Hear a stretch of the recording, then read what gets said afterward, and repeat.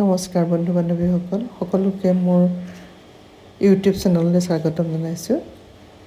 গুৱাহাটীৰ শ্ৰীমন্ত শংকৰদেৱ নামঘৰ কলাকৃষ্টি কেন্দ্ৰ এয়া হৈছে পূব শৰণীয়াত অৱস্থিত। ইয়াতে ভাগৱত জয়ন্তী অনুষ্ঠানত ভাগৱত পাঠ কৰিবৰ কাৰণে নিমন্ত্ৰণ কৰি অনা হৈছে শ্ৰী শ্ৰী মধুপুৰ ধাম সত্ৰৰ ডেকা সত্ৰাধিকাৰ মাধৱদেৱ মহন্তদেৱক। তেখেতৰ সদস্যসকলে এয়া আদৰিছে কেনেদৰে আৰু কেনেকৈ নিছে সকলো একাধিক্ৰমে আপোনালোক দেখুৱাই যাম। এতিয়া পৰিচয় চলি আছে।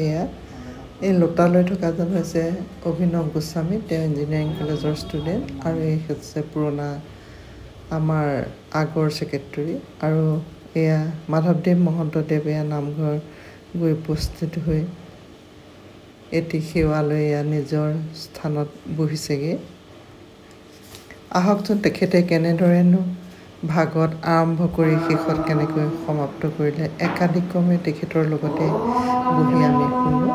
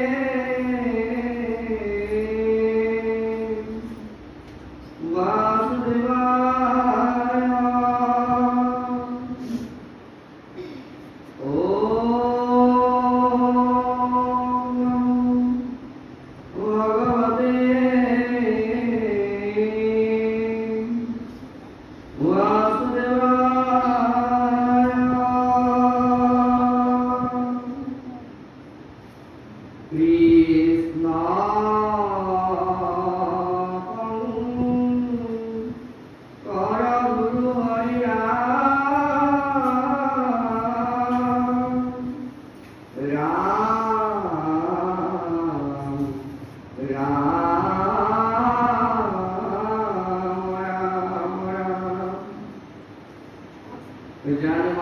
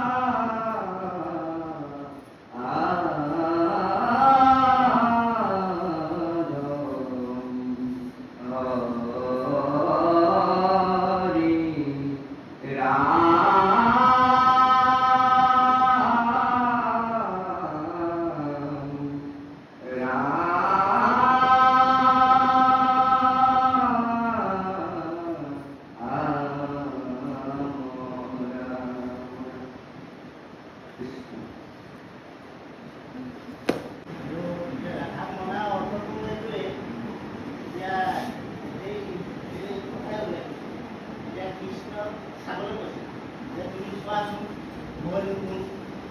এতিয়া ৰাধাই কৃষ্ণক ৰাধাই যি পিন্ধি আছিলে যেনেকৈ আছে এক মানে কৃষ্ণক ৰাধাই দেখা পায় আৰু তেতিয়াহে তেওঁ মানে সেই বিয়াৰ পৰা সেই মনোভাৱটো মানে ৰাধা আৰু কৃষ্ণ যে একে সেই বস্তুটো হেৰি তাৰপিছত বিয়াৰ অৱস্থাত ব্ৰহ্মগত প্ৰাণটো কোনে পঢ়িছে কৃষ্ণৰ লগত ৰাধাৰ বিয়াখনো দেখুৱাইছে সেইকাৰণে সেইকাৰণে ভাগৱতখন আমি অতিক্ৰম কৰিব লাগে আমি যেতিয়া চাওক ভাদ মাহলৈ আমি কৃষ্ণ জন্মাষ্টমী পাতিবলৈ ৰৈ আছো সেইকাৰণে আমি ভাগৱতৰ মত মানি চলিব লাগে শ্ৰী পুৰাণ ভাগৱত ৰাধা কিয় নাই এই লৈ পেলাই আপুনি মই কোনো যিখন কিতাপ আপোনাৰ মই পঠাই দিম লাগিলে যিকোনো প্ৰকাৰ এখন পঢ়ি পাওঁ সেইখন যাক যাক লাগে আমাক অকণমান মই দি দিম বাৰু কিছু আনি পেলাই পঢ়িব যেতিয়া হ'ব পৰা আনি পঢ়িব মই দিম তাত স্বামী বিবেকানন্দই শ্ৰী চৈতন্য সম্প্ৰদায়ত ৰাধা থকাৰ কাৰণে কি পৰকীয়া প্ৰেম বৃদ্ধি হৈছে বা কলাগুৰু হেৰি ৰবীন্দ্ৰনাথ ঠাকুৰেও তেওঁলোকক বিতৰ্ক কৰি থৈ গৈছে সমালোচনা কৰি গৈছে ৰাধা থকাৰ কাৰণে মানে তাত বংগদেশত আপোনালোকে ইয়াত আছে দেখি জানে আমাৰ পশ্চিমবংগত আছে নেকি মই জানো পশ্চিমবংগত কি গতি হৈ আছে এনেকুৱা মানে ভাষা নাই ক'বলৈ আমি নিজে জানো এজন গুৰুৱে আমাৰ জিতেন মুলাকাটা প্ৰভু আছে তেখেতে তাত বহুতখন কিতাপখন দিছিল 3-4খন কিতাপখন দিছিল তেখেতৰ কলতে ঈশ্বৰে দিয়াইছে তেখেতে দিছে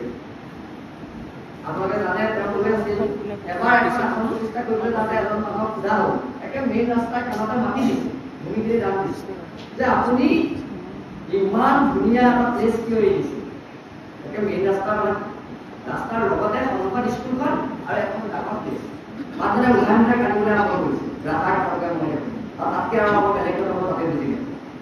উঠাই কান্দিছে কান্দি পেলাই এটাই কৈছে যে গুৰুসকলে মোক আমাৰ পত্নীসকলক সন্মান কৰিব বিচাৰে এই পৰকীয়া প্ৰেম বৃদ্ধি কৈছিলে ভিতৰত মনত আছে ন কৈছে আপোনালোকৰ মনত যদি কোনোবাকে যদি আঘাত আনিছো আমাক আপোনালোকে ক্ষমা কৰিব আমাৰ বয়স বেছি নহয় এতিয়া বৰ্তমান পঢ়ি আছো আপোনালোকে জানেই আমাৰ এতিয়া বৰ্তমান 24 বছৰ বয়স হৈছে এতিয়া এইবাৰ 25ত সোমাবই সেইকাৰণে কিবা যদি কাৰোবাৰ মনত যদি দুখ দিছো নিজৰ পুত্ৰ বুলি বা নিজৰ ভাইটি বুলি ভাবি ক্ষমা কৰি দিব